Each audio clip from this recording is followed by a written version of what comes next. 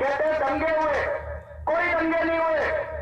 सिखों का कत्लेआम किया गया और उसके अंदर कई बड़े बड़े नेता शामिल थे।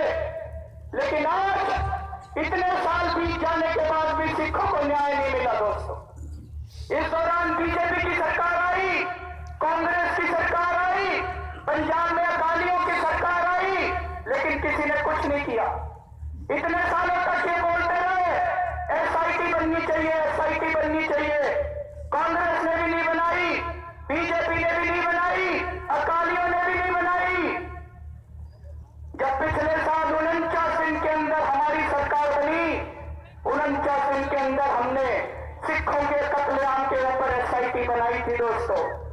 जो काम वो 30 साल में नहीं कर पाए, हमारी सरकार ने 49 दिन के अंदर करके दिखा दिया। लेकिन दुर्भाग्य कि 49 दिन के बाद मेरी सरकार गिर गई और जैसे ही मेरी सरकार गिरी उन्होंने उस एसआईटी को खत्म कर दिया। और नरेंद्र मोदी जी ने अब अपनी एसआईटी बनाई है ताकि मैं सिखों के लिए एसआईटी ना बना पाऊं। और जो मोदी जी ने एसआईटी बनाई है वो आज 10 महीने हो गए उसको बने हुए, उसने कोई काम नहीं किया दोस्तों। सिख वहां पे न्याय के लिए तड़प रहे हैं। विधवाओं की कॉलोनियां है, उनको आज तक न्याय नहीं दिया गया। जैसे ही हमने सरकार बनी हमारी, हमने 5-5 लाख रुपए का मुआवजा सभी सिख पीड़ित परिवारों को वहां पे बांटा है दोस्तों। ये सारा पैसा कहां से होता है?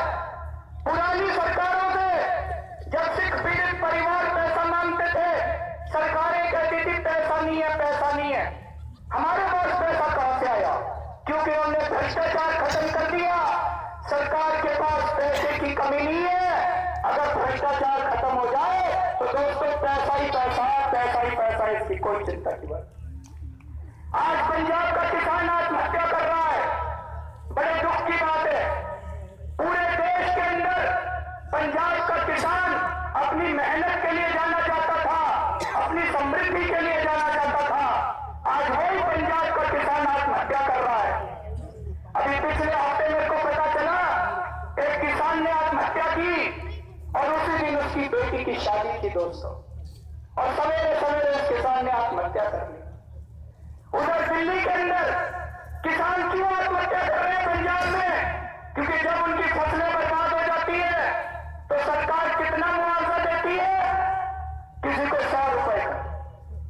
मैंने कई पंजाब के किसानों से बात की, किसी को 15 रुपए का मुआवजा मिला है, किसी को 18 रुपए का मुआवजा मिला है, किसी को 150 रुपए का मुआवजा मिला है।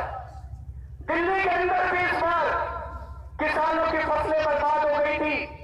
जब किसान मेरे पास आए, हम लोगों ने किसानों को 50,000 रुपए प्रति हेक्टेयर का मुआवजा दिया था। 50,000 रुपए प्रति हेक्टेयर। आज तक भारत के इतिहास में किसी भी सरकार ने कभी भी किसानों को इतना मुआवजा नहीं दिया। 20,000 रुपए किलो। ये कोई हमने एहसान नहीं किया किसानों के ऊपर।